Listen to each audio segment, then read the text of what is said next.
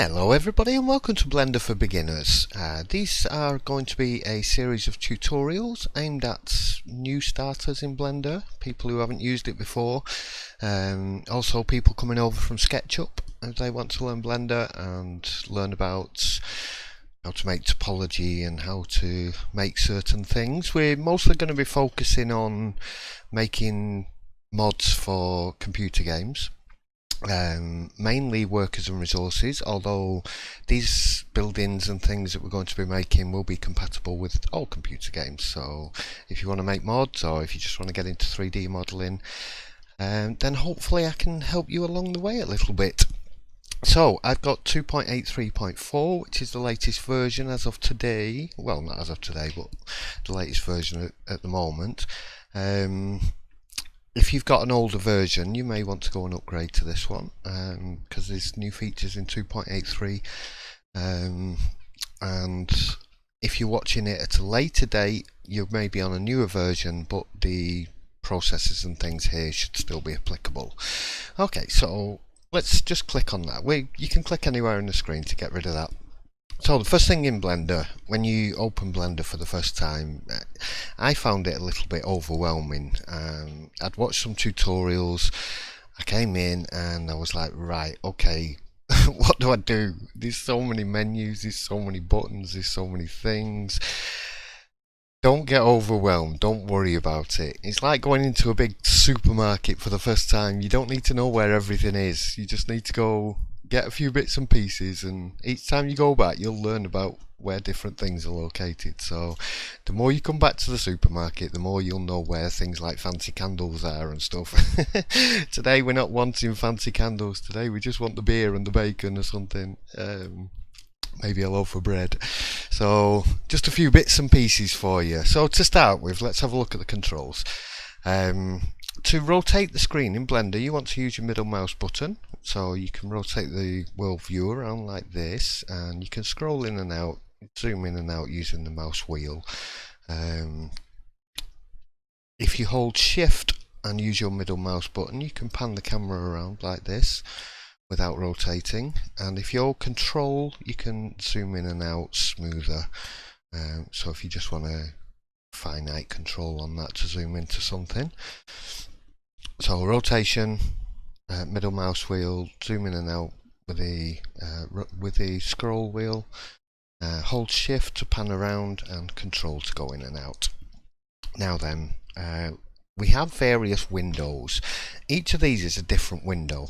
There's different things going on here. Now we don't need all this. We do need these. So we can minimize that. There are various tools, there are various things in here that we're going to want to use at certain points. This one down here we don't really need. This is animation, and we're not going to be getting into that not for a long time at least anyway. So to get rid of this window, there's two ways of doing it. One, you can drag here and drag over the things, but it's very clumsy and you end up opening new windows. Now you can open a new window. I actually managed to do it first time then. Yeah, you can open new windows by dragging in the corners. So if you want to get rid of that window, the easiest way to do it is get your mouse over there where you get the two arrows, right click and select join areas. Now you can choose which one. So we'll choose the bottom one and we'll click on it, and that will give us more room on the screen. Now we want as much room as possible, so we'll keep these minimized while we're doing stuff. There's a couple of things I want to show you in here. By default we are on metric, so meters, centimeters, etc. The default cube is 2 meter by 2 meter square. If you want to change that, you can do so here in scene properties. If you go to units, you can change from metric to imperial. I wouldn't recommend doing so though, even if you do use imperial, because game units are in metric, so you're better off on metric. And there's other things you can change in there, but let's not worry about that at the moment. Let's go back to the scene. Now we've got a camera and we've got a light. We're not going to need these either. If you click on the camera and then control click on the light, you can select them like that. If you right click over the top, you can delete. If you right click here, you can delete. If you press X, you can delete, but you can't do it here. So, and you can't do it here. Now that's important to know because your position of your mouse in various windows depends on what you're actually doing and what you're controlling. I'll go into a lot more detail about that later. We're not going to go into that now, but for now you just need to know that your position of your mouse is important for where you doing things. So if we click on that, right click, and we can delete. We don't need those. Now we can go to close that window down. So at the moment we're in object mode. If we look up here to the top left, object mode will allow you to select objects. You can add multiple objects which will appear in this menu here. So at the moment we've just got the one object, which is a cube. We can add more things to there if you want to do. But we don't want to make any alterations in object mode. Now people do move things around, scale things. Let's say for example, let's just move this back a little bit. Let's move it up a bit. Let's scale it a little bit. Don't worry about what I'm doing control wise at the moment. Actually, I'm going to put my screencast keys on so that you can see what buttons I'm pressing. I meant to do that already and forgot. And to close that window. Okay, so we've made some alterations here. Now, if we press N to open this window, up at the top here, you'll have item. Now you see here we've got settings, location, rotation, and scale. Let's rotate it a little bit. So there we go. We've got location, rotation, and scale. Now all of these are off. These shouldn't be like this. We don't want them to be like this. If you've made any changes to a model and you've got non-uniform scales here, you can go in here, you can press A to select all, and then you can press Control A and then select all transforms, or you can do them individually, location, rotation, and scale. So if we were to select this now, the reason we need to select this is because at the moment the origin of our model is here. It's in the center of that box. It should be down here in the center of the world view, because that is the mouse cursor point in the game. So you want your objects to be around there somewhere. So Control A, and we set all transforms, and that will return the origin back to that point. Okay, so I'm going to press Control Z a few times. That will take us back to here. I can press, actually I've gone a little bit too far back there, so I can press Shift Control Z to redo. There we go. So Control Z is delete and Shift Control Z is undelete. Now if you make any alterations, if you delete a number of steps and you make any alterations, you can't then go back forward again. But if you delete and don't make any alterations, you can redo your steps. If you want, at the moment Blender is set to 32 steps. If you go into preferences and under system, you'll see the amount of steps here. So you can actually set that up to say 250. Oops. 0 on my number pad is stop and start on my OBS. I actually stopped the video there by mistake. Right, so yes, I've increased it to 250. That's quite a lot. So if you've got a not very powerful computer, you might not want to have that many undo steps. But I do like to have more than necessary, because sometimes I go quite far and then end up going quite far back. Having said that, save frequently. Remember to save, keep saving. Save things in various stages as well. You know, if you do quite a bit of work and you're unsure about it, save it and then carry on, or save a backup copy and then carry on. Sometimes you can crash Blender quite easily. Sometimes it crashes for no reason or whatever, or you get a power cut or something happens. But yeah, so save regularly. Now then, there's two modes we need to focus on here. We've got object mode, which will select our individual objects. We've got edit mode. Now we've got various other things in here, but we don't need to worry about them. Ignore those for the time being. Those are the fancy candles and stuff.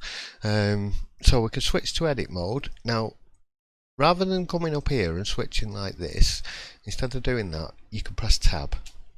So tab will switch you back and forward between object and edit mode. Yeah, we want to be in edit mode, and in edit mode we've got three various modes here. We've got vertex, we've got edge, and we've got face select.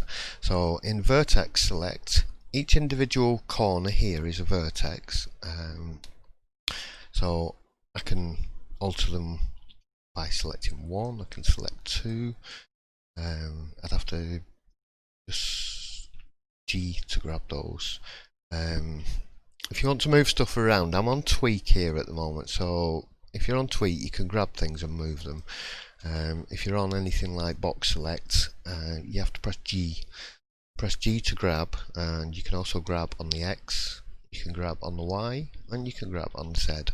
So if you want to move things up and down, you can do so specifically. You can also add numbers into that to do things by exact measurements if you want to do. Excuse me. So we've got vertex select, edge select, you can grab an edge. Let's just go back to tweak so I can show you. And face select, so you can grab faces and you can move those around. Control Z, remember to undo. Now 1, 2 and 3 on your keyboard will select between those. So those you need to remember: tab between object mode and edit mode, and 1, 2 and 3 on your keyboard for the various selection methods. Now let's go into face mode. We're going to press A to select all. Now at the moment we're sitting in the ground with this object, so we don't actually want to do that. We want to be on the surface. Now we can look at this, you can look at it in 3D world, and then you've got these options up here to alter the camera around, and these will give you orthographic views. So you can look at it from the sides, you can look at it from the top. Now then, we're looking at it from the side at the moment. You can also do this on the number pad. Number 1 will give you a view along the y-axis. Number 3 will give you a view along the x-axis, and number 7 will give you a top-down view. If you press Control 1, you will get the opposite view. So 1 for the y-axis, Control 1 for the opposite side. 3 for the x-axis, Control 3 for the opposite side, 7 for the top view, Control 7 for underneath, or you can press 9. 9 will flip you, no matter which way you're looking, it will flip, it will rotate by 180. Is it 180? Yeah. No, yeah. So it'll rotate 180 degrees if you press 9. Now also on the number pad you've got 2, 4, 6 and 8, and these will rotate the camera. So 2 and 8 will rotate up and down, 4 and 6 will rotate from side to side. So now, okay. So those are very handy for when you're doing specific things. If you want to work specifically on one side or something. So okay, so we don't want to be underground. So like I said, it's a 2 meter cube. So if you press GZ1, now my screencast keys when I do sequences only show the first key. Unfortunately, I haven't found another screencast key that will show the entire sequence. So when I'm doing things in sequence, I will spell them out, but they won't show up down here. You'll only see the first one. Okay, so that was GZ1, and that will move us up on the Z axis by 1 meter. Now we're going to press GX minus 1, and something's gone wrong. What did I press there? Let me just undo that. Hang on. We'll press something. GZ1. There we go. Press enter. GX minus 1. I will make mistakes. Mistakes happen. Control Z is your best friend. He's mine anyway. Yeah, sometimes you make mistakes. It's just very, very easily to make mistakes. Okay, so we did GX minus 1. Now the reason I moved it back minus 1 along the x-axis is because this is the view the game will have. So this is going to be the front of your building or whatever. Now if you're making vehicles have to be sideways on for workers and resources. That's something a little bit different, but for now we're just concentrating on buildings, so we're going to concentrate on this. Now the reason I move my buildings back to this point, some people will have the pivot point in the middle of the building and believe that it is the best for rotation because you're rotating from the middle. Now that does kind of seem right, but unfortunately it doesn't always work right with computer games, and the reason being is This point here is your mouse cursor. This is where the mouse cursor is going to be on your building. I have mine front and centre, and the main reason being is because if this is your road level here, say this is where your road is, and the ground isn't exactly even, if it's going up slightly like this, if your pivot point is in the middle of the building, it's going to try and level the land at that point. So you're going to get ridges. It was especially noticeable in transport fever when you had buildings with centre points. You try and build them along a road that's not on a flat surface, you would guarantee you would always have a ridge, because even if the land's coming down like this way, it will try and flatten the land to that point. So I know people say, well, just flatten the land in workers and resources, just flatten the land out. It's like, yeah, but you want to make it as easy as possible for people. Also, there is another reason as well. When you've got buildings that are symmetrical and you're looking down on them, it's very easy to forget which side the front is. So having the cursor at the front and centre, to me, is a lot better. But again, it is a personal preference, that, so it's up to you. If you want to have your pivot point in the centre of the building, then have it there. That's your choice. Right, let's press 2. Let's go into edge select. I'm going to grab that edge there. Okay, and a little control here is control B. Now this is going to bevel, so you can drag this up and down, and you can use your mouse cursor, your mouse wheel. If you scroll up, you can bevel more and more and more edges to create a better curve. Now, let's just go back again. So, that's up there. So if we grab an edge, we can press Control B, we can bevel. So we can create corners, we can create round bits by doing that. Now in vertexes, you can't Control B a vertex, nothing happens. But if you press Control Shift and B, you can. That was something I only found out not so long back. It was only a couple of months ago I found that out. I didn't know that for quite a long time. Yeah, Control B works on everything else except for vertexes. It's Control Shift and B for vertexes. I don't know why, it just is. So scroll up to increase how many you want, scroll down if you want back down to just one face. Now then, the next thing we want to look at is loop cuts. So if we go into edge mode here and we press Control R and move our cursor, we can now loop cut.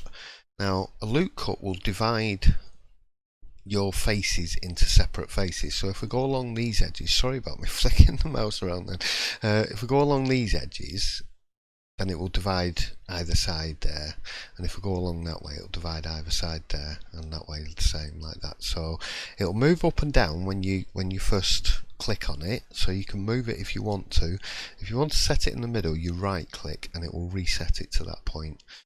So now we have, if we go 3, we now have faces that are separate, and if we loop cut again that way, we now have 4. I'll go 3 again. If you loop cut, it'll switch you into edge select.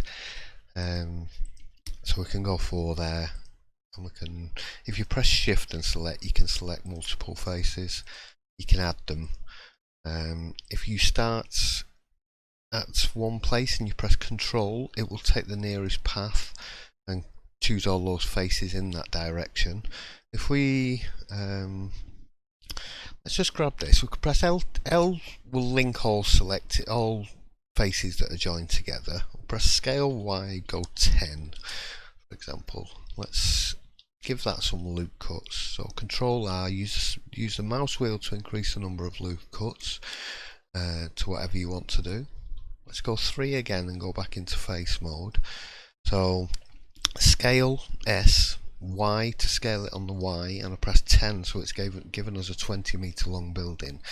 We can see that if we go into, press tab to go into object mode and then press N to bring up this menu, it will give you your dimensions there. So that's tab for object mode, N, and click on item, and you'll see how big your building is there. So N to close that, tab to go back into edit mode, and we're on face select. So let's go select a few faces. Oh yeah, I wanted to show you. So let's say we wanted these and we wanted this row down here. So we'll click on that one and press Control.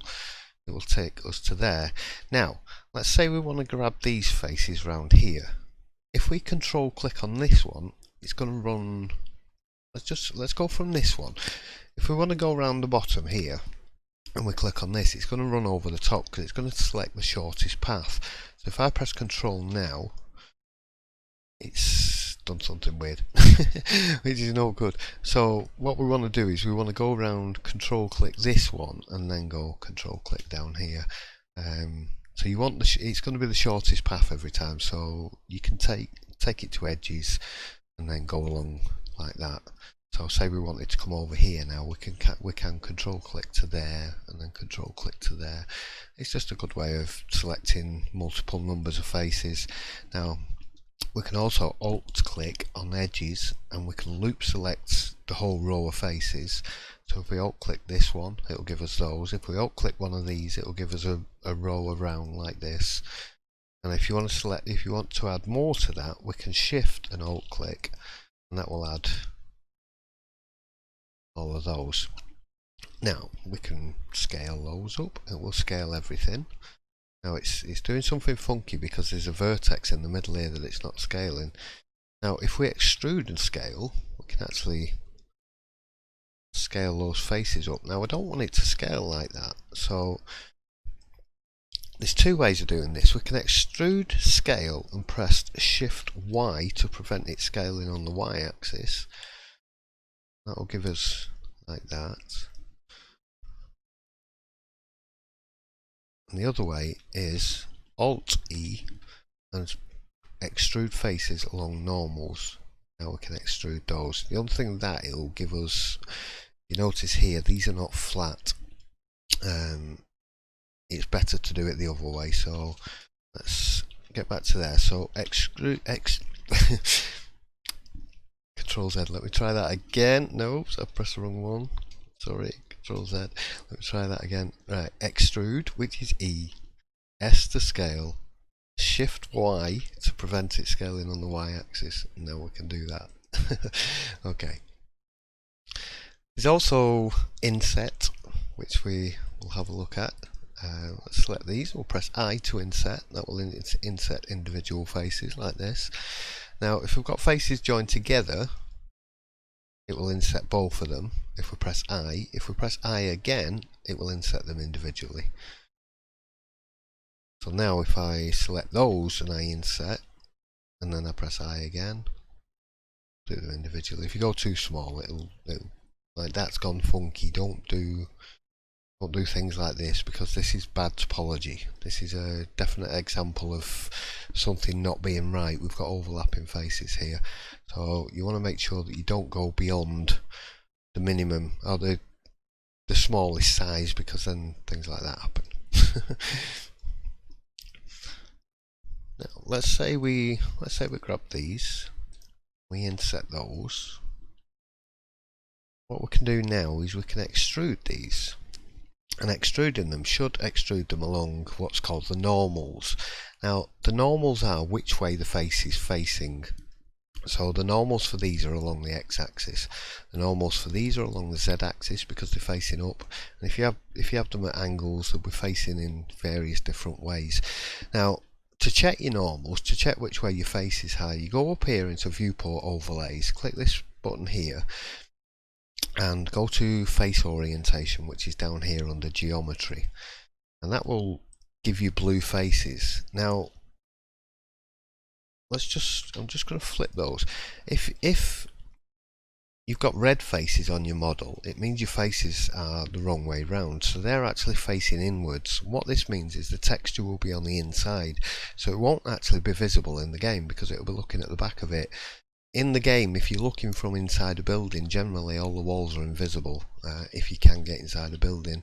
So in this case, what I would do here is Alt and select those, and then I would press Alt N, and then you can flip, or Shift N will do it. That will just recalculate outside. Shift N doesn't always work, so Alt N and flip if you get those. Don't worry about those at the moment. Now face orientation is going to be an important thing. I'm going to turn it off for now, and I'm going to right click and I'm going to add to quick favorites. Now when I press Q, I get that button and I can switch it on and off.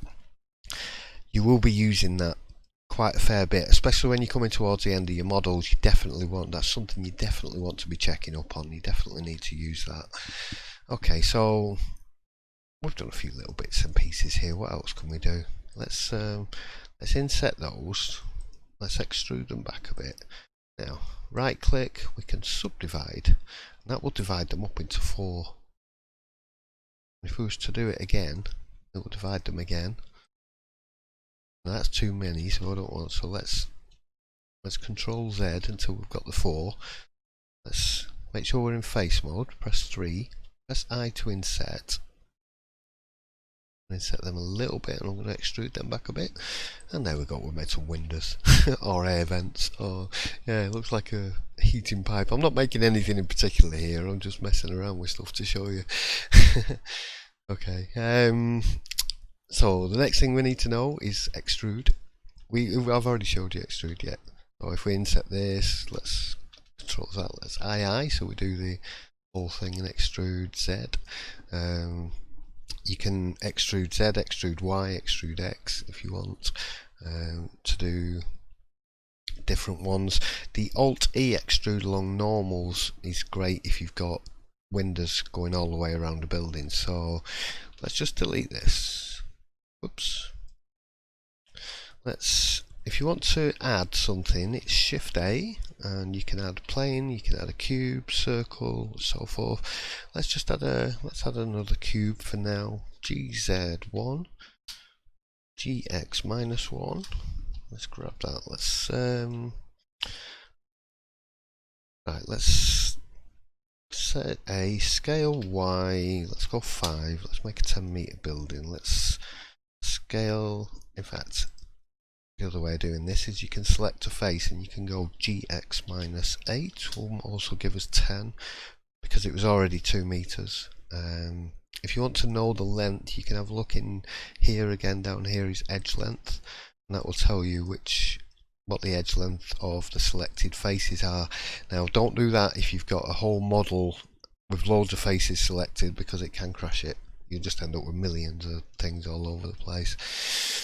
Okay, so this is 2 meters, which is not high enough. So GZ1 will make it 3 meters. So we've got 3 meters per floor, which is quite standard. If we extrude Z3, press enter, that'll give us another floor. If we now press Shift and R, we can repeat that step. Let's make a building that big. Press Control and R. Give it a couple of loop cuts. Let's go with 3 down that side. Let's go with 3 down that side. Let's go into face select. Let's Shift Alt click these. We have to make a really quick building here. Let's deselect those and keep them for the door. Let's inset these faces. Let's press I again to get individual ones. Alt-E, extrude along normals. Just going to pull it back a little bit. Now if you hold Shift when you're moving things, if it's moving a little bit too quickly for you, hold Shift, it slows stuff down, so it makes it a little bit easier to get a bit more finite control. Let's call them windows done. Let's make a door. Let's inset the door frame. Let's I again to get that. Now I don't want this bottom bit, so I'm going to press 2 to edge select. I'm going to select these by pressing Shift. I'm going to come up here to this. Now snapping. At the moment it's on increment, which means it will snap at every 1 meter. You can change the increment setting. I want vertex for this purpose. You can do edge, face, and you can do other things as well. So change the snapping to vertex. You can close that. Now when we grab these, we're going to GZ, and I'm going to move the cursor over here and press Control, and it will snap to a vertex. Now you need to be near a vertex, so the vertexes are the bits at the corners. I want to snap this down to the bottom like that. Now before I do anything else, because we've just snapped two faces together, I'm going to select all and I'm going to press Alt M. It's M in 2.83. It's Alt M if you're on 2.82 or prior. Okay, so Alt M if you're on 2.82 or previous to that. If you're on 2.83, it's M, merge, and we're going to select by distance, and that's just going to remove that extra vertice there. Okay, so let's grab these faces, let's just extrude them a little bit, make a bit of a doorway in there. We'll make a bit of a roof, just to show you how easy it is to make simple, not too difficult buildings. Let's extrude, E to extrude that up a little bit. Let's inset a little bit, and then let's extrude it back down a little bit. That'll give us a roof edge around there. If we want to make that a little bit better, we can control click around there, and we can extrude scale, Shift Z. Let's just make that a little bit wider. There we go. And there we go. A quick 5-minute building. Just to show you a few little techniques and how to do a few bits and pieces. Right, I hope you enjoyed this one. We will make another building in the next episode, and I will get into a lot more techniques. I will show you how to do UV editing. I will show you how to do various other things, and I will show you how to make a simple building that's ready to go into a game. Then I will do a tutorial on actually putting it into workers and resources, and after that I will come back with more building tutorials and various other things. So if you enjoyed this one, give us a thumbs up, give us a like, and if you haven't done already, please subscribe to my channel for more glorious content. Even though I've hardly recorded any videos this year, I've been busy learning Blender, so now I'm ready to share some. So hopefully I'll be back soon with some gaming videos, and definitely be back soon with some more Blender videos. Alright, thanks everybody for watching. I'll see you really soon. Bye.